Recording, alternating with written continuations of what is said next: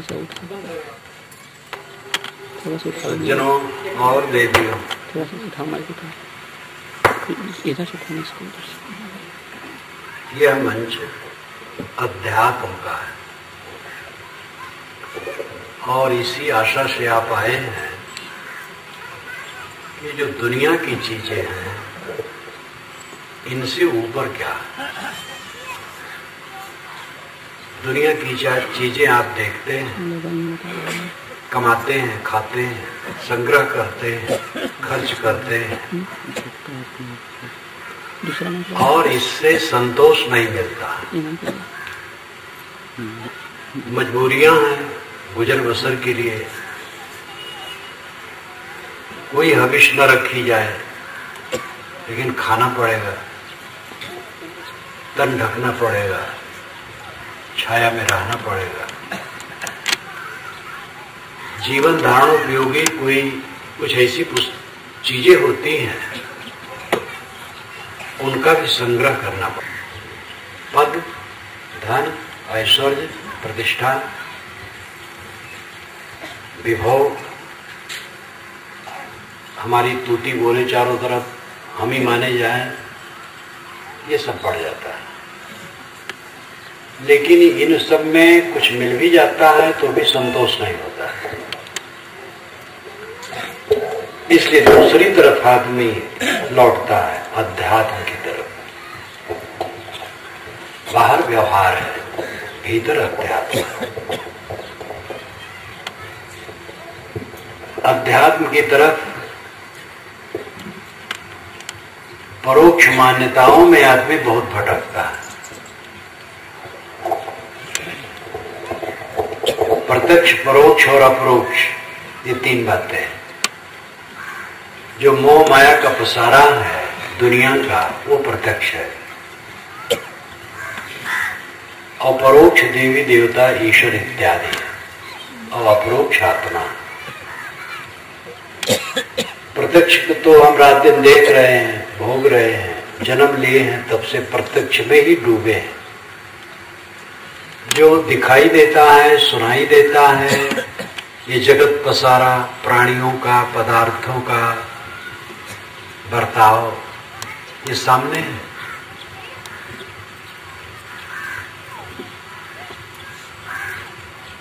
इसका सारा व्यवहार देखते, सुनते, करते हुए आत्मसंतोष किसी को नहीं होता है। और ये सब के व्यवहार में तृष्णा जो बन जाती है वो और परेशान करती है। इसलिए प्रत्यक्ष से असंतोष स्वाभाविक सबको है। प्रत्यक्ष के पसारे में सब असंतुष्ट है।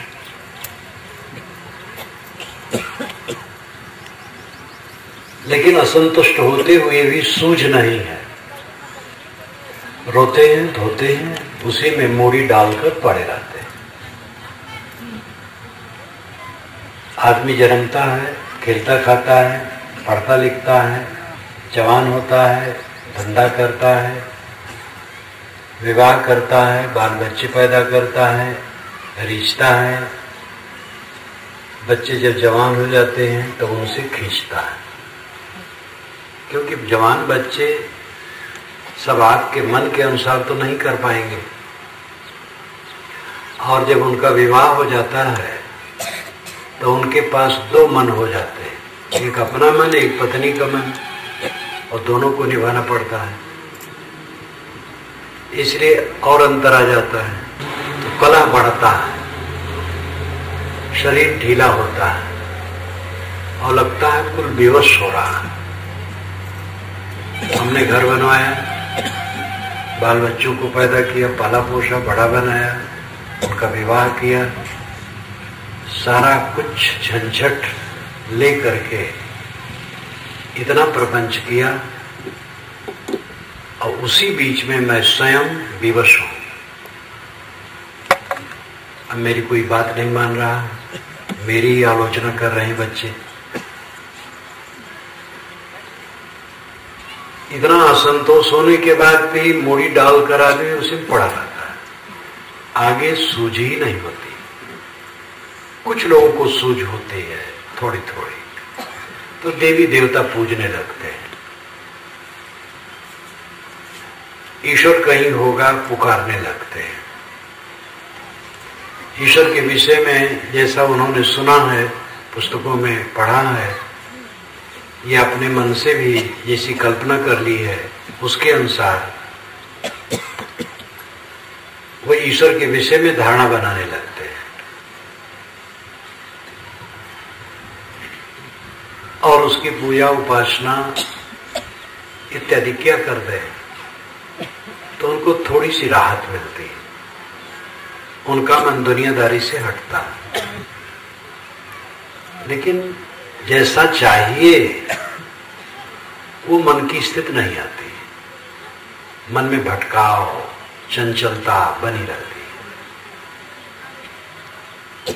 आध्यात्मिक क्षेत्र में जो पाने की वस्तु है वो कुछ नहीं, समझने का है और अपने को सुधारने का है।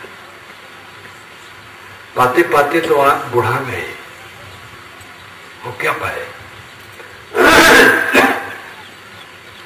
दुनिया को पाए, और दुनिया आने जाने वाली, संसार जो निरंतर सरकता है, उसको पाया ही नहीं जा सकता, पाने का भ्रम होता है, इधर का उधर हो जाता है, व्यवहार निपट जाता है बस। जवान लोगों का कम अनुभव है, बूढ़े समझ सकते हैं जीवन में कितना कमाए, कितना पाए और कितना है। पाए, खर्च किए, खत्म हुआ, कुछ धरे हैं वो भी खत्म हो जाएगा। जो एकदम बटोर करके रखते हैं वो समझदार नहीं।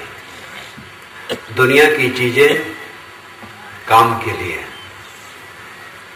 बटोरे रख नहीं सकते हैं, बटोरे रखेंगे तो एक बार डाका पड़ जाएगा, राजा ले लेगा, सरकार ले लेगी, या और भी किसी ढंग से वो चला जाएगा, रहेगा नहीं, किसी का नहीं रहता। बड़े बड़े ऐसा जवान का कुछ नहीं रहा। हम बराबर पकड़ने के चक्कर में तो रहते हैं, लेकिन पकड़ने में कुछ आता नहीं। अपने माने गए शरीर में जवानी को हम पकड़ना चाहे, जवानी कहां रही, भाग गई।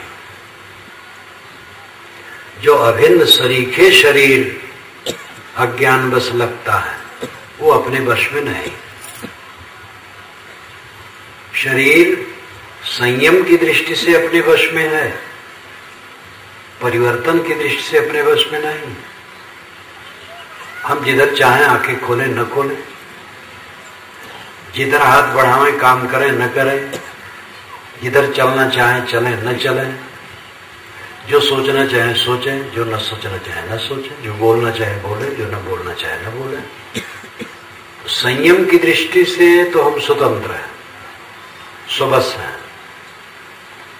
बस विवेक विचार चाहिए, दृढ़ता चाहिए, तो हम संयम शरीर पर, मन पर, वाणी पर कर सकते हैं, और इसी से कल्याण है। परिवर्तन की दृष्टि से स्वबस नहीं है। न चाहते हुए सबके बाल पकते हैं, न चाहते हुए चाम में झुर्रियां आती, सिकन आती, न चाहते हुए आंख की रोशनी घट जाती और आदमी को चश्मा लगाना पड़ता है, न चाहते हुए दांत उखड़ते हैं और हिल हिल के दर्द करते हैं। जिन दांतों से हंसते थे खिलखिल, वही अब रुलाते हैं हिल हिल। जिस शरीर से हम दौड़ते थे, जवानी की उमंग में अहंकार करते थे, वही शरीर इतना ढीला हो जाता है कि उठना बैठना मुश्किल हो जाता है। परिवर्तन की दृष्टि से सुबस्ता नहीं, संयम की दृष्टि से सुबस्ता है। जो शरीर अति निकट है वो हमारे बस में नहीं है परिवर्तन की दृष्टि से।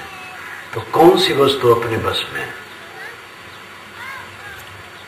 बुढ़ापा में चल करके आदमी को ऐसा लगता है जैसे हारा हुआ जुआरी या हारा हुआ मुकदमेबाज, जो मुकदमा कर रहा हो हार गया हो, बहुत आहत होता है।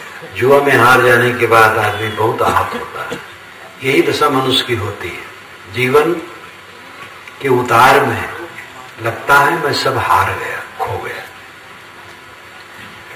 क्योंकि जो पानी की धारा की तरह बहने वाली चीजें थी उसको पकड़ना चाहता, भोगना चाहता। भोगों को हम भोग पाते हैं, भोग हमें ही भोग डालते हैं। जितना आदमी जिस भोग में ज्यादा लगेगा उसी से उसकी खयानत होगी।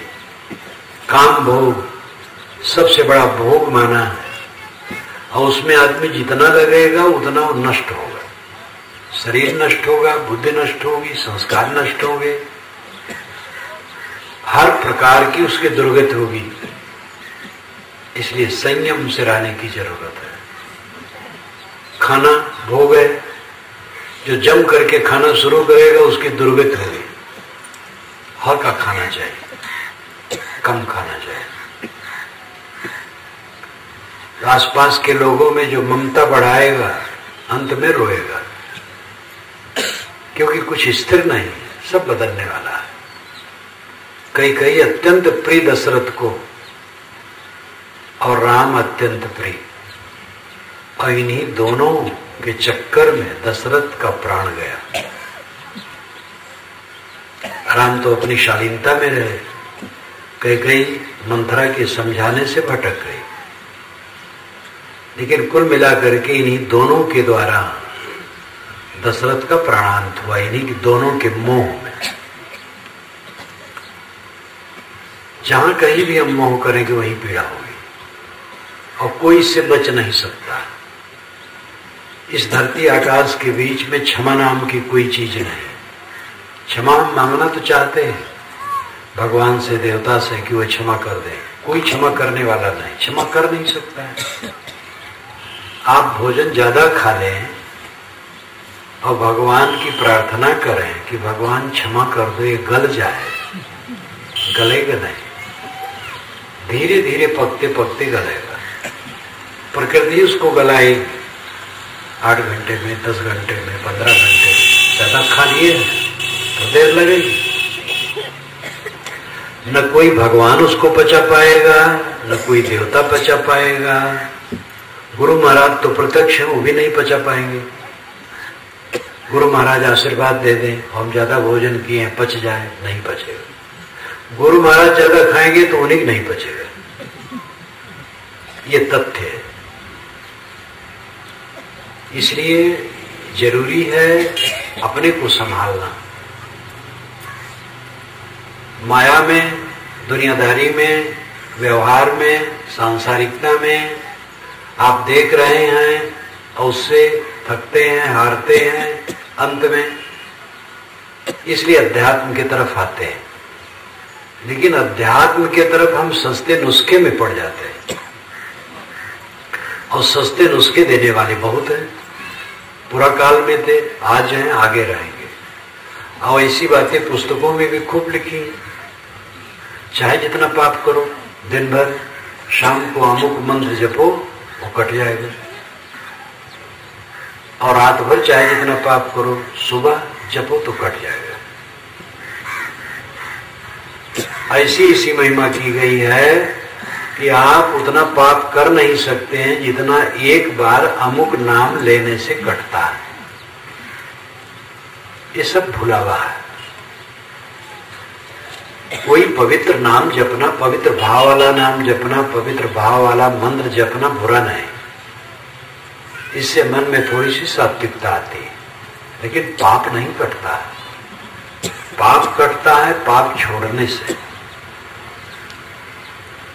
पाप को बिना छोड़े ऐसे ऐसे गुरु नामधारी आजकल हैं जिनके पास अनेक मंत्र हैं। व्यभिचार कर्म का जो पाप है इस मंत्र से कटता है। चोरी पाप का क्षय इस मंत्र से होता है। हिंसा अगर आप किए तो इस मंत्र से वो कटेगा। उनके पास सब प्रकार के मंत्र हैं, आपको बता देंगे, सब कट जाएगा। ये धांधलेबाजी। चमत्कारी बाबा लोग स्वयं अंधकार में हैं, समाज को अंधकार में ढकेलते हैं। वो भले भगवान नारायण परमात्मा कहते रहे, उन्हें भगवान नारायण परमात्मा से कोई मतलब नहीं, उन्हें भीड़ और पैसे से मतलब है। जितनी भीड़ उनके शिष्य बने और जितना पैसे आए, वही भीड़ और पैसे उनका परमात्मा है, दिखावा है परमात्मा का। क्योंकि चमत्कार सब झूठा है। मंत्र और नाम जब से सारे पाप को काटने का झांसा बिल्कुल झूठा है। यही आप समझ लीजिए। कितने लोग कहते राम का नाम लो दुख दूर हो जाए। राम अपने माँ बाप का दुख नहीं दूर कर पाए, उनका नाम लेने से आपका दुख कैसे दूर हो जाए? दुख वाला काम छोड़ने से दुख दूर होगा, कोई नाम लेने से दुख नहीं दूर होगा। नाम लेना अच्छा है, राम राम का है, शिव शिव का है, सतनाम का है, और भी जिसमें श्रद्धा हो का है, अच्छा है। लेकिन दुख दूर हो जाएगा, सब कट जाएगा, ये झांसा है। अध्यात्म के और धर्म के क्षेत्र में ये सब भुलावे और जनता इसी में भटकती है। बुनियादी काम करना चाहिए, कर्मों को सुधारना चाहिए। बुनियाद कहाँ है? जीवन की बुनियाद कहाँ है? नींव कहाँ है? कर्म में। कर्म से हमारा शरीर खड़ा है। जो स्त्री और पुरुषों की विभिन्नता देखी जाती है, चेहरे में विभिन्नता, आकार में विभिन्नता, रंग रूप में विभिन्नता, गुण कर्म स्वभाव में विभिन्नता, बुद्धि प्रतिभा में विभिन्नता, क्यों है? अपने अपने कर्मों के कारण है। ये जो मिट्टी का पिंड खड़ा है शरीर, ये कर्मों से बना है। और इस जीवन में जो हम कर्म करते हैं, उन्हीं के फल बराबर हमारे सामने आते हैं। किसी दिन आप किसी को धोखा दें तो आपके चित्त में शाम को चैन नहीं रहेगा। जब आप धोखा देंगे और व्यवहार का काम करेंगे तो उस समय तो गर्मी रहेगी, कम लगेगा। जब अकेले में होंगे शाम को बिस्तर पर, तब बेचैनी बढ़ेगी। अगर आपने जानबूझ करके धोखा नहीं दिया, असावधानी से कटु वचन निकला है, कटु व्यवहार हुआ है, तो भी वो दुख देगा। जब अकेले में होंगे तब। एक तो सुनियोजित ढंग से गलत हम करते हैं, पहले से योजना रहती है। सुनियोजित ढंग से न करें, असावधानी से हो जाए गलत, उसमें भी चित्त को धक्का लगता है। और कोई काम आप दूसरे के हित का करें, सेवा कर दे, दुख दूर कर दे, सहयोग कर दे, तो आपको देखेंगे जब अकेले में होंगे आपके मन में बड़ा आनंद आएगा। ये कर्म का फल बराबर सबके सामने है।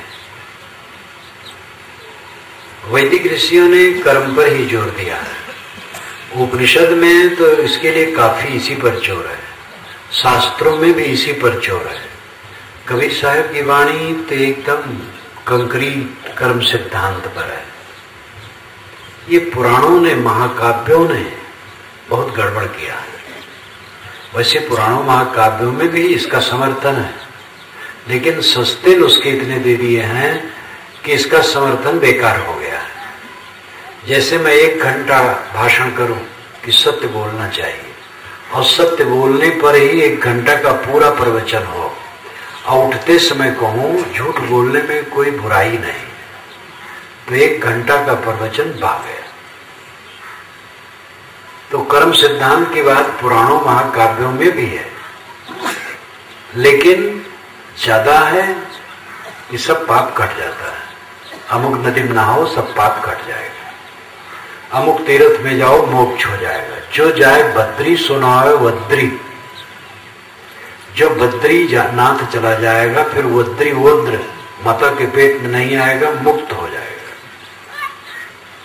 बचपन में मैंने ऐसा सुना, कुछ लोग गए बद्रीनाथ, लौट के आए तो महिमा करने लगे, तो मेरे मन में भी संकल्प हुआ कि मैं तो बच्चा हूं, लेकिन माता पिता को बद्रीनाथ भेजना चाहिए।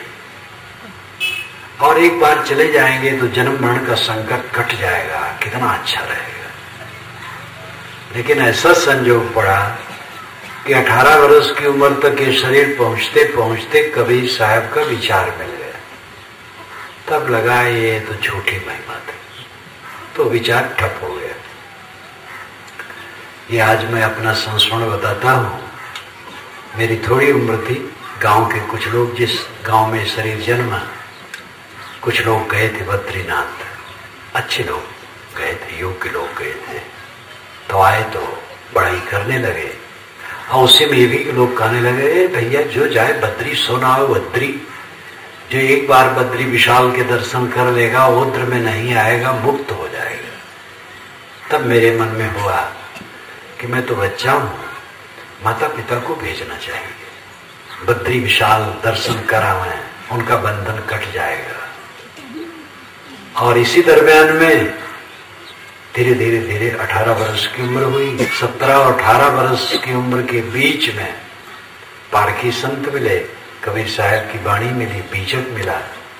धीरे धीरे समझा तो लगा है तो झूठी महिमा थी।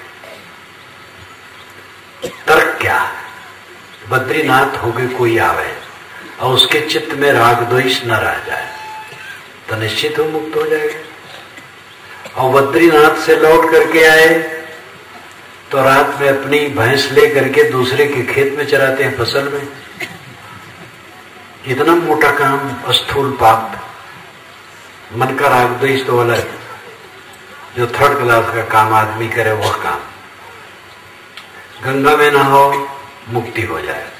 गंगा में से नहा के लोग निकले और उनके मन में काम क्रोध लोभ मोह न रह जाए तब मुक्त हो गए। और गंगा में से नहा के निकले और ऐसे काम क्रोध लोभ मोह है, यहां तक तमाकू नहीं छूटा। गंगा में से नहा के निकले और कपड़ा पहने और तमाकू निकाल करके ओठ में दबा लिए, कैसे मुक्त हो जाएंगे? तमाकू तक नहीं छूटा। ये झूठी झूठी महिमाएं हैं, कर्म सिद्धांत का बहुत नुकसान किए। कबीर साहब का जोर कर्म सिद्धांत पर है, उपनिषदों का जोर, शास्त्रों का जोर कर्म सिद्धांत पर है। और मैंने आपसे कहा कि ये पुराणों महाकाव्यों में भी कर्म पर है, लेकिन बस वही है, रस्सी बटी गई दहनी और उसे में लगड़ी बाई, तो दहनी और बाई दोनों बटी जाएगी, तो बैठने पर क्या होगा? गोल हो जाएगा, दिग्भ्रम। इसलिए विवेकवान बनने की आवश्यकता है। आध्यात्मिक क्षेत्र में कुछ पाना नहीं है, व्यावहारिक क्षेत्र में तो आप पा रहे हैं, खेती कर रहे हैं, धान पा रहे हैं, और व्यापार कर रहे हैं, रुपए पा रहे हैं, नौकरी कर रहे हैं, रुपए पा रहे हैं, उससे सब काम चल रहा है। भोग वस्तुएं इकट्ठी हो रही हैं, भोग रहे हैं और भोग करके असंतोष पा रहे हैं। वो तो पाने की दशा आप देख रहे हैं, उसमें विचार पूर्वक रहिए। खाना पीना जरूरी है, घर व्यवहार वाहन ये सब जरूरी है, कीजिए। भोग से हटिए, निरर्थक क्रियाओं से हटिए। अंडा मांस मछली न खाइए, ये खाने की चीज नहीं। शराब से लेके पान तक, बीच में छोटे भैये बड़े बहुत नशे हैं, गुड़ाखू, तमाकू, बीड़ी, सिगरेट, ये सब से बचिए। सात्विक सुपाच्य संतुलित भोजन कीजिए, तन ढकने के लिए कपड़े रखिए, कम में गुजर करने की चेष्टा कीजिए, किसी देख करके ललचाइए नहीं। सबके मकान एक समान नहीं होंगे, सबका शरीर एक समान नहीं, सबकी बुद्धि एक समान नहीं, सबकी प्रतिभा एक समान नहीं, सबका भाग्य एक समान नहीं, सबका परिश्रम एक समान नहीं, तो सबकी चीज एक समान कैसे होगी? इसलिए किसी की नकलबाजी न कीजिए, हिजगा पटेतिम न पढ़िए, मन में संताप न कीजिए कि दूसरे के समान हमारा हो जाए। कम से कम में गुजर करने की चेष्टा कीजिए। साथी बराती जो हैं उनको सह लीजिए। जहां तक साथी मिलेंगे, चाहे किसी को, आप लोग गृहस्थ हैं, वहां परिवार के रूप में साथी हैं। हम लोग गृहस्थी छोड़ दिए हैं, तो यहाँ साधु लोग अस्थाई साथी हैं, और टेम्पररी आप लोग भी हैं। मिलते हैं छुटते हैं, मिलते हैं छुटते हैं, साधु लोग साथ रहते हैं। कहीं भी हो, जो साथ हैं उनका सहना पड़ेगा। सबका स्वभाव अलग अलग, समझ अलग अलग, बुद्धि अलग अलग, सब में अपनी अपनी कमजोरियां। उससे उनके द्वारा कुछ ऐसा भी होगा जो अनुस्वाता हो, उसको भी सहना चाहिए। सह लो, अपने पर सावधान रहो। आप ऐसा कुछ न करो जिससे दूसरों को तकलीफ हो। ये व्यवहार की शुद्धता के लिए बहुत आवश्यक है। दूसरे से त्रुटि हो गई हमारे लिए, क्षमा कर दें। अब अपने से त्रुटि न होने पाए ध्यान रख। किसी की कंजूसी से जीतने की चेष्टा नहीं करनी चाहिए। किसी के यहां मैं गया और उसने सत्कार नहीं किया, मेरे यहां आया तो मैं अब पानी तक नहीं पूछा, ये बदला लेने की चेष्टा, ये अनाड़ीपन है। उसने मेरा सत्कार नहीं किया, मैं उसका सत्कार करूं। वो मुझसे ठीक से नहीं बोला, लेकिन मेरे वहां आया तो मैं हर्ष से बोला। उसने मेरे ऊपर क्रोध किया, मैं प्रेम की बात करूं समय आए तो। क्रोध का बदला क्रोध से न दे, और कृपणता को कृपणता से न जीते, कृपणता को उदारता से जीते। व्यवहार में इसकी आवश्यकता है।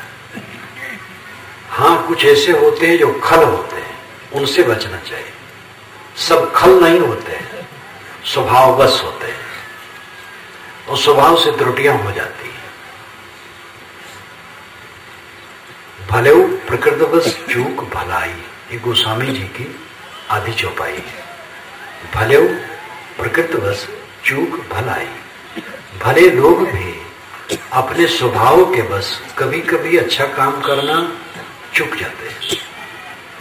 करना चाहिए ऐसा, लेकिन नहीं कर पाते, अपने स्वभाव के अधीन हो जाते हैं। तामस के अधीन, लोभ के अधीन, कंजूसी के अधीन, क्रोध के अधीन, मोह के अधीन हो जाते हैं। लेकिन वो फिर सुधार लेते हैं, सोचते हैं मैंने गलत किया। तो हर आदमी कुटिल नहीं होता है। आदमी स्वभाववश होते हैं, अहंकारवश होते हैं, त्रुटियां होती हैं, उसको सहना है और दूसरे के साथ सुंदर बर्ताव करना है। कहीं कहीं कोई ऐसा मिलता है जो कुटिल होता है, षड्यंत्रकारी, परेशान करने वाला, उसका कोई प्रयोजन नहीं होता है, लेकिन वो जहां कहीं किसी के लिए भी उपद्रव मचा सकता है, किसी को भी तकलीफ दे सकता है। ऐसे लोगों से सावधान रहो, दूर रहो, संपर्क न रखो। मिल जाए दंड प्रणाम कर दो, सामने आ जाए जल भोजन भी दे दो, लेकिन उनसे घनिष्ठता न रखो, संबंध न रखो, उनका कुछ ठिकाना नहीं। वे बिना हेतु ही षड्यंत्र कर सकते हैं। ऐसे लोग कहीं कहीं कोई होता है, उन्हीं के लिए उपेक्षा की बात बताई जाती है। उपेक्षा, लापरवाही, ध्यान न देना। जो दुर्जन है, षड्यंत्रकारी हैं, बिना हेतु ही किसी को बदनाम कर देने वाले, बिना हेतु ही किसी का नुकसान कर देने वाले, ऐसे लोगों से उपेक्षा, मनो है ही नहीं, न बैर न मोह। बाकी लोग ऐसे नहीं, बाकी लोग केवल सब में अहंकार ममकार होता है, सब में कमजोरियां होती हैं, असावधानियां हो जाती हैं, तो साथी बराती से भूल चूक हो जाती है, उसको सह लेना चाहिए और स्वयं सावधान रहना चाहिए कि ऐसी भूल चूक न करें जिससे दूसरों को तकलीफ हो। तो पदार्थों में संतोष, थोड़े में गुजर करने की चेष्टा और मनुष्यों से सुंदर बर्ताव, ये व्यवहार में करना आवश्यक है। अध्यात्म की बात जो है, न तो कोई आपको देवता मिलेगा, न कोई परमात्मा मिलेगा, और न कोई मोक्ष धाम है कहीं जहां वो जाओगे वहां बैठोगे। घट घट में जो बैठा है वो परमात्मा है और देवता है। परमात्मा बिछुड़ा नहीं है, देवता बिछुड़ा नहीं है। हमारी समझ में भ्रम है। आध्यात्मिक दिशा में कुछ पाना नहीं है, जो पाना है वो आप में ऑलरेडी है, पहले से उपस्थित है। जो विकार है उन्हीं को दूर करना है। सफाई कर दो अपनी। मन, वाणी, इंद्रियां, इन तीनों की निरंतर सफाई करो।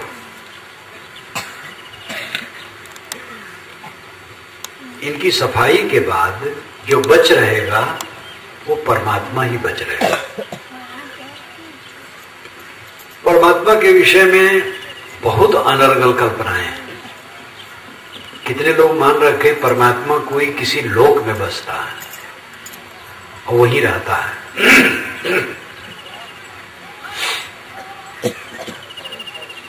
कितने लोगों की और धारणाएं हैं, लेकिन वो सब परोक्ष है। परोक्ष नाम मन की कल्पना।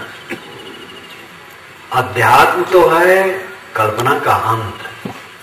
मन की कल्पना जहां खत्म हो जाए वो अध्यात्म है।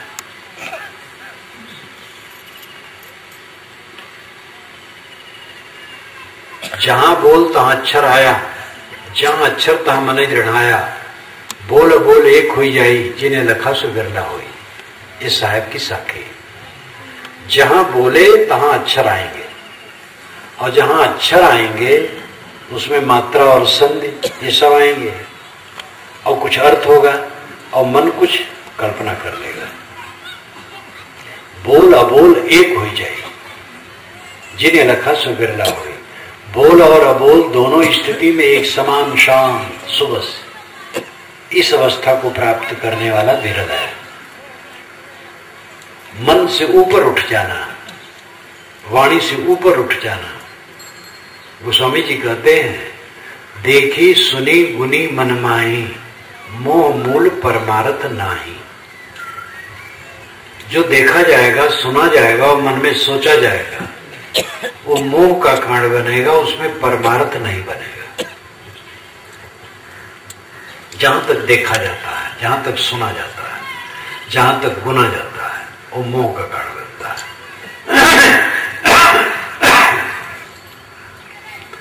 इसका दूसरा पक्ष भी है। आप विवेकवान संतों के दर्शन करते हैं, देखते हैं, पुस्तकें देखते हैं, पढ़ते हैं, ज्ञान की बात सुनते हैं, अब आत्मचिंतन का विचार करते हैं, गुनते हैं, ये कल्याणकारी। लेकिन अंतिम बात कही गई, देखना भी नहीं, सुनना भी नहीं, सोचना भी नहीं, ये अंतिम बात है। चश्म बंदो, गोश बंदो, लभ्य बंद, गर्नवीनी सर्रेह बर्मन बखल। ये रूमी साहब कहते हैं, ये सूफी संत, मुस्लिम संत थे। चश्म बंदो, चश्म कहते हैं आंख को, आंखों को बंद कर लो। गोश बंदो, गोश नाम कान, कानों को बंद कर लो। लब विबंद, लब कहते ओठ को, ओठों को बंद कर लो। गर्नबीनी सर्रेह बर्मन बखल, इतने पर सत्य के दर्शन न हो तो मेरा मजाक उड़ाना। इसका अर्थ है अपने मन इंद्रियों को समेट लो, अंतर्मुख हो जाओ। पूरा काल में महर्षि सनत कुमार ने नारद को समझाते हुए छांदोग्य उपनिषद में कहा, यत्र नानद पश्यति, नानद शृणोति, नानद विजानाति सब भूमा। जब दूसरे को नहीं देखता, दूसरे को नहीं सुनता, दूसरे को नहीं जानता, ये भूमा की स्थिति है। देखना, जानना, सुनना बंद कर दो, साहब ने कहा समझ बूझ जड़ हो रहे, बल तज निर्बल होए, कहें कबीरता संत का पला न पकड़े कोई। समझ ले, बूझ ले, फिर जड़ हो जाए, अनाड़ी हो जाए। दुनिया से अनाड़ी हुए बिना कोई अपने अंदर में प्रवेश नहीं कर पाएगा। बच्चे ने कुछ कह दिया, अनाड़ी बन जाओ, शांत हो जाओ, मानो कोई कहा ही नहीं, तब शांति पाओगे। अब बच्चे से कोई त्रुटि हो गई, मुंह से निकल गया, लाठी ले लिया, तो क्या शांति पाओगे? ये लड़ाई करने लग गए। मरना पड़ेगा, परम शांति के लिए मरना पड़ेगा। मरना अहंकार मारना, जहर खा के मरना नहीं, अहंकार मारना, सह लेना, शांत हो जाना। अध्यात्म का ये पथ है। मरते मरते जग मुआ मुए न जाना कोई, ऐसा हो कि ना मुआ बहुर न मरना हो। साहब कहते मरते मरते जगत के लोग सब मरते ही हैं, लेकिन मरने का तरीका नहीं जानते। ऐसा नहीं मरते कि फिर से मरना न हो। जो अहंकार को मार लिया उसको मरना नहीं है। जो समझता है मैं अमर आत्मा हूं, तो मरना है ही नहीं है, शरीर मरता है। जो सब समय शरीर को अलग देखता है, अपने को अलग, उसकी दृढ़ धारणा कैवल्य की हो जाती है। कैवल्य मोक्ष, वो सब समय मुक्त ही है। देह है तो ही मुक्त है, देह गई तो ही मुक्त है। तो उससे मरने का भय खत्म हो जाता है। देह मरती है, मैं नहीं मरता हूं, मैं देह नहीं हूं, मैं तो शुद्ध चेतन हूं, अविनाशी अखंड शुद्ध बुद्ध निर्मल अनादि अनंत। ये आज का दृश्य है, कब तक रहेगा? देखो ये 2 दिन का कार्यक्रम है, और कल ही शायद शाम को कार्यक्रम के बाद ये पंडाल उखड़ जाए, नहीं तो परसों सुबह तो उखड़ ही जाए। और इसके बीते सप्ताहों, महीनों, वर्षों, सैकड़ों, हजारों वर्ष बीतते चले जाए, सारा दृश्य भागता चला जाता है, कुछ जीव के साथ स्थिर नहीं रहता है। जो संसार के प्रवाह को देखता है, सब कुछ की क्षणभंगुरता को देखता है, वो मोह नहीं करता है। क्योंकि किसमें मोह किया जाए? कौन सी वस्तु स्थिर है जिसमें मोह किया जाए? और मोह मिटा तो सब कूड़ा कचरा मिटा। सारा कूड़ा कचरा मोह से पैदा होता है, सारे विकार मोह से पैदा होते हैं। मोह गया तो सारा विकार गया। मोह ही विद्या है, अज्ञान है। जो तू साचा बाड़िया, सांची हाट लगाओ, अंदर झाड़ू दे के कूड़ा दूर बहाओ। साहब कहते अगर ज्ञान के तुम सच्चे व्यापारी हो तो सच्चा बाजार लगा, अंदर में झाड़ू लगा करके कूड़ा कचरा दूर फेंक दो। हमारे चित्त के आंगन में कूड़े कचड़े आते हैं, राग द्वेष में सब विकार आ जाते हैं। नींद खुली और चित्त में राग द्वेष शुरू हुआ। जो सावधान साधक है उसके चित्त में राग द्वेष शुरू नहीं होता है, उसके चित्त में तो कैवल्य भाव रहता है, जो उच्चतम दशा में है। मध्यम साधक भी राग द्वेष आएगा तो उसको हटा करके अच्छे विचार लाएगा। कुल मिला करके आपको हमें मन साफ करना है, वाणी शुद्ध करना है, कर्म शुद्ध करना है। परमात्मा और मोक्ष को नहीं पाना है, क्योंकि वो पाने की चीज नहीं है। पाई जाएगी चीज तो खो जाएगी, ये प्रकृति का विधान है। कोई ऐसी वस्तु नहीं है जो पाई जाए और खोई न जाए। जहां पाए तहां खोए। परमात्मा मोक्ष पाने की वस्तु नहीं, वो आपका अस्तित्व है, आपका अंतरतम है। वो आपसे अलग कभी हो नहीं सकता। केवल सफाई करना है। जो कूड़ा कचरा लद गया है, जिससे उसका अनुभव धूमिल हो गया है, इसी से दुख है। कूड़ा कचरा हटा दे। एक हीरा है, उस पर मैल जम गई है, और वो जमीन में पड़ा है। लोग समझते कांच की गोली है। हीरा परा बाजार में रहा छार लिपटा है, केतिक मूर्ख पच हुए पारख लिया उठाए। साहब कहते हैं कि हीरा बाजार में पड़ा है और उस पर धूल लिपटी है। कितने मूर्खों से कांच की गोली समझ करके पैर से ठुकरा के चले जाते हैं, लेकिन कोई पारखी उसका होता है तो उठा लेता है। एक चंदन की लकड़ी है, मलयगिर,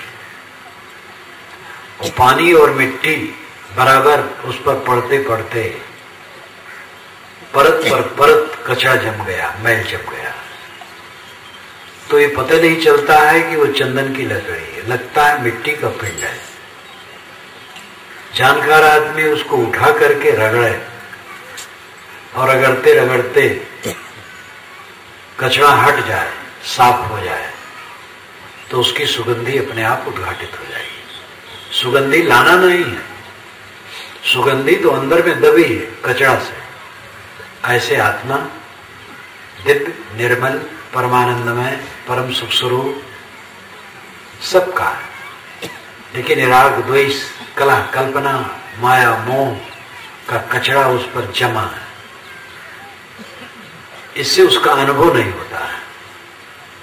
सभी व्यक्ति का जो आत्म अस्तित्व है वो परमानंदमय है, दुखहीन है, उसमें कोई दुख नहीं है। इसका अनुभव क्यों नहीं होता है? क्योंकि कचरा जमा है। हरदम तो राग द्वेष है मन में, कला कल्पना है, दूसरे के लिए दुर्व्यवहार है, भोगों की तृष्णा है, इंद्रियों की लंपटता है। हरदम आदमी बिलबिला रहा है, ललचा रहा है, छिन्न भिन्न, खिन्न, अविवेक बस।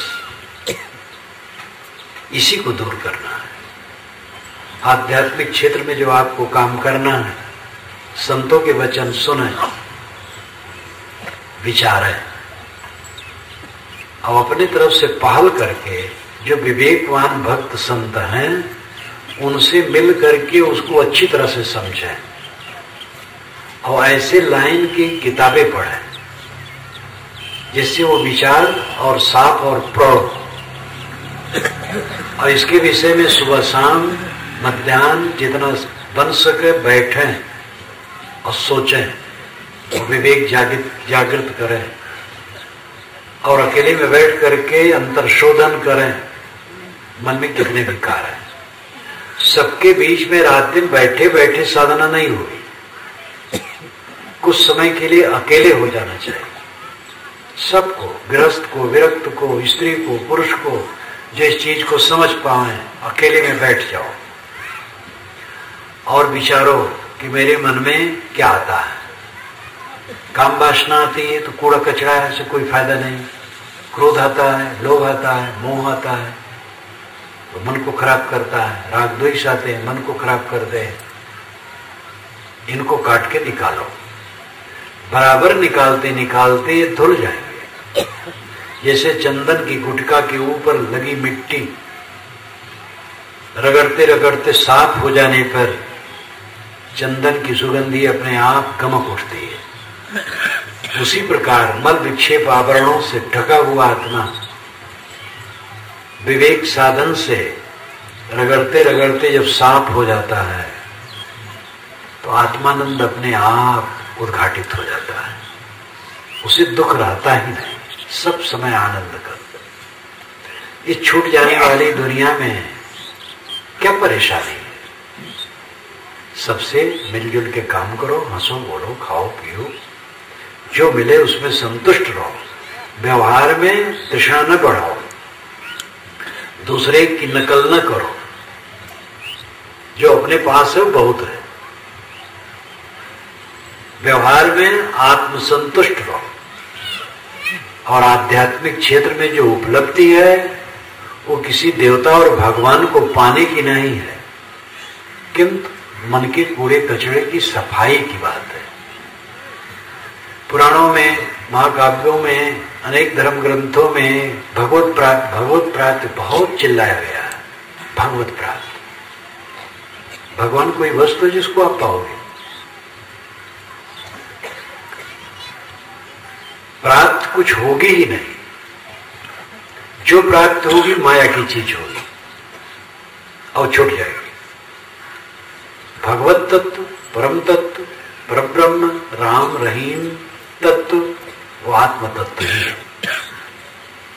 आपने शुरू में भजन सुना, मोको कहां ढूंढे बंदे, मैं तो तेरे पास में। और उस पर कई पंक्तियों में शायर ने कहा, मंदिर में नहीं, मस्जिद में नहीं, काशी कैलाश में नहीं, काबा में नहीं, मैं तो तेरे पास में। ये संकेत आत्मा के लिए ही है। जिसे हम पाना चाहते हैं वो नित्य प्राप्त है। अविवेक वसन भटकते हैं, समझदारी नहीं। धर्म के ग्रंथों में भी हर प्रकार के वचन हैं, जंजाल की बात, अच्छी बातें, जंजाल की भी बातें। पुस्तकों में ऐसी बात भी लिखी है कि जो कर्म होता वही फल मिलता और कोई नहीं सुख दुख दे सकता है।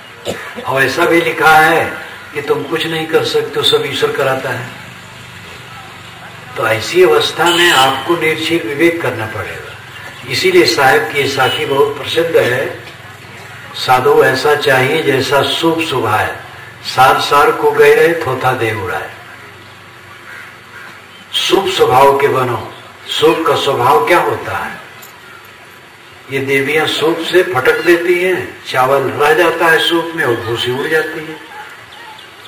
तो ऐसे विचार करो और विचार करके वाणियों को फटको।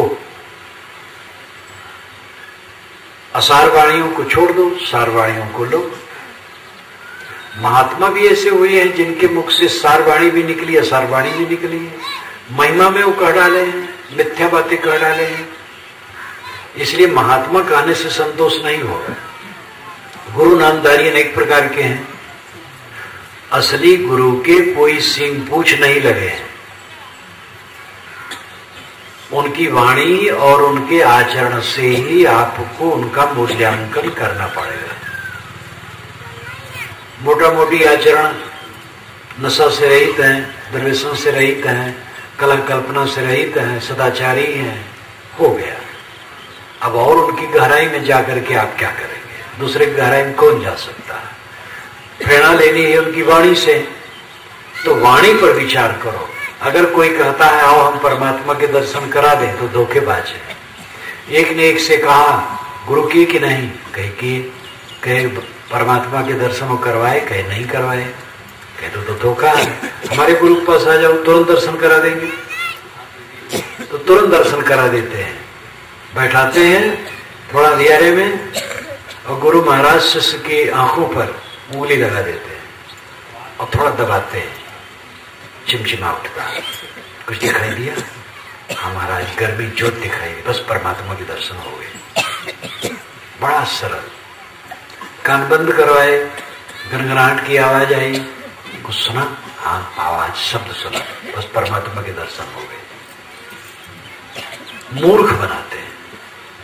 आंख को दबाओगे उसमें आंख की गर्मी आएगी, कान को दबाओगे तो शब्द आएगा। शब्द एक विषय है, गर्मी एक विषय है, रूप है। ये सब परमात्मा कैसे हो जाएगा? वो तो शब्द स्पर्श रूप रस गंध से परे है, वही आत्मा है। आपका आत्मा शब्द स्पर्श रूप रस गंध का दृष्टा है, वो शब्द स्पर्श रूप रस नहीं है। तो धोखेबाजी बहुत है। इसलिए विचारक बनो, अंधविश्वासी न बनो। कितने झांसा देने वाले हमारे गुरु से दीक्षा ले लो तो तुम्हें पुत्र हो जाएगा और धान ज्यादा पैदा होगा, और रोग है तो रोग कट जाएगा, आंख आ जाएगी, अगर आंख नहीं है तो मुकदमे में विजय हो जाएगी। ये सब 2 नंबर का प्रचार है। पुत्र होना होगा होगा, नहीं होना होगा नहीं होगा। पुत्र नहीं होते हैं, घबराते क्यों? पुत्र वाले बहुत सुखी हैं। पुत्र की चिंता क्यों करते हो? जो है उनके साथ सुंदर बर्ताव करो। हाई फाई बात करने वाले आध्यात्मिक और धार्मिक वेश में लोग हैं, वो समाज को धोखा देते हैं।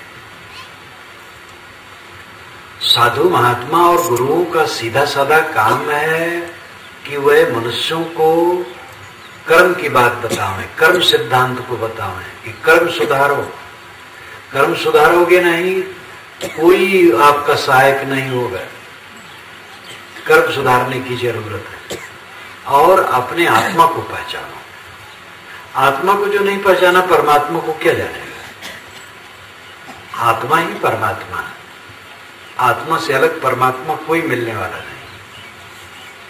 तो मैंने आपसे कहा था कि आध्यात्मिक क्षेत्र में जो मिलने की बात है, पाने की बात है, वो क्या है?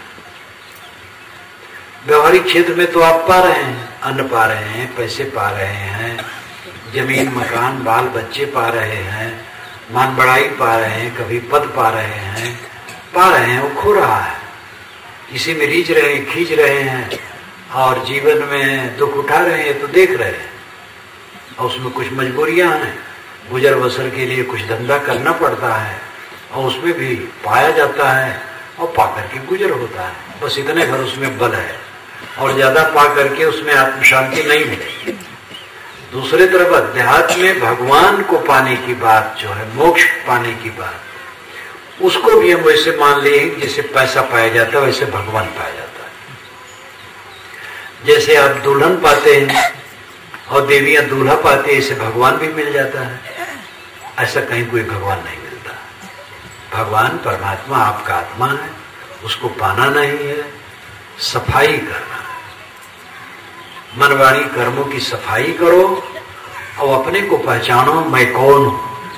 कौन सबको जानता है, कौन सबको देखता है, कौन सुख शांति चाहता है, कौन भगवान और मोक्ष चाहता है? ये आत्मा। उसको पहचानो, अपनी तरफ लौटो। आंखों से रूप को देखते हैं आप, कानों से शब्द सुनते हैं, जीभ से रस चखते हैं, नाक से गंध सूंघते हैं, चाम से स्पर्श करते हैं, मन से सोचते हैं और यही सारा व्यापार आज आप रात दिन करते हैं। तो ये सोचने वाला, देखने वाला, सुनने वाला कौन है? यही आत्मा है। यही ज्ञान विज्ञान का प्रकाशक है। जड़ पदार्थों से तो पेड़ पत्थर पहाड़ ये सब बनते हैं, लेकिन ज्ञान विज्ञान की बात कहां से निकलता है? सारे शास्त्रों की रचना किसने की है? सारे ईश्वरों और देवताओं की कल्पना किसने की है? सारी पूजा पद्धतियों के निर्धारण किसने किया है? जितना भी चैतन्य सृष्टि का प्रसारण है उसमें कौन मुख्य है? ये मनुष्य का आत्मा। आप न होते, ईश्वर का निर्धारण कौन करता? परमात्मा की बात कौन करता? देवता को कौन बनाता? वेद शास्त्र कौन बनाता? ज्ञान विज्ञान की बात कौन फैलाता? ये मनुष्य जीव सबसे श्रेष्ठ है। अपने को तुच्छ मानता है, मैं तुच्छ हूं। और कितने गुरु लोग भी कहते हैं जीव तो तुच्छ है, और जो ऊंचा है वो परमात्मा है। जो ऊंचा है उसका तो कहीं पता नहीं हो, जो है जिसका पता उसको तुच्छ कह बैठे हो। यही गलती है। इसीलिए उपनिषद के ऋषियों ने फटकारा है और उन्होंने कहा है, अहम ब्रह्मास्मि, मैं ब्रह्म हूं, तत्तमस, वही तू है।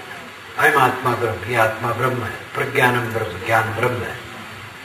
ऋषियों ने कहा बाहर नहीं है, तुम खुद हो ब्रह्म। कबीर साहब ने यही कहा, सूफी संतों ने यही कहा, और विचारक जितने हुए सब यही कहे। कोई भी विचारेगा तो अपने ऊपर ही लौट करके आएगा, कहीं बाहर वो मिलेगा नहीं। सगुण उपासक लोग भी कथा वार्ता जब करते हैं तो बीच बीच में कहते भाई भगवान तो हृदय ही में है। वे लोग भी घूम करके आते, जाएंगे कहां?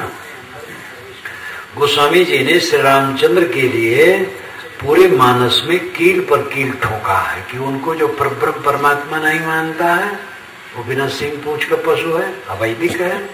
खूब कहा है, खूब उल्टा पलटा कहा है, कील पर कील ठोका है। और उनको सदैव डर रहा है कि श्री राम को कोई मनुष्य न मान ले, इसलिए हर जगह वो सावधान है। किंतु वे जब सच कहे तब कहे, देखी सुनी गुनी मनमाही, मोह मूल परमार्थ नाहि।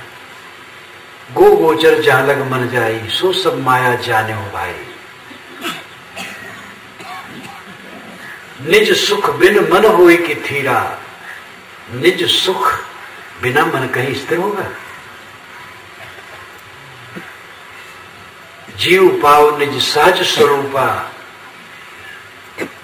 तब से उस सहज स्वरूप सम्हारा।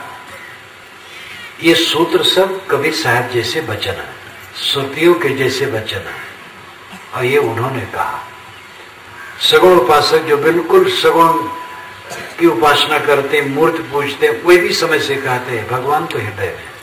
गुजरात में मैं था, एक गोपाल मंदिर में मेरा भाषण था, प्रवचन खत्म हो गया, सब चले गए, मैं बैठा था, कुछ मित्र लोग मिल रहे थे, तो पुजारी जो बैठा था मेरे विचारों को सुनता रहा, तो कहा, जब काफी लोग हट गए तब कहा, महाराज कहीं मंदिर में शांति आएगी, भगवान कहीं मंदिर में है, वो तो अपने में है।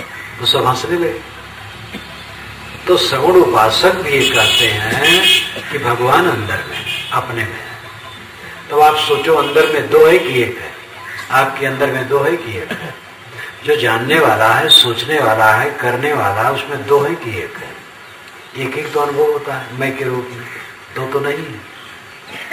वही मैं आत्मा है, आत्मा परमात्मा है। दुख है तृष्णा से, दुख है वासना से, मोह से, विकार से। इसको काट दो, दुख खत्म हो जाए, आत्मा राम, परमानंदमय, कल्याणमय।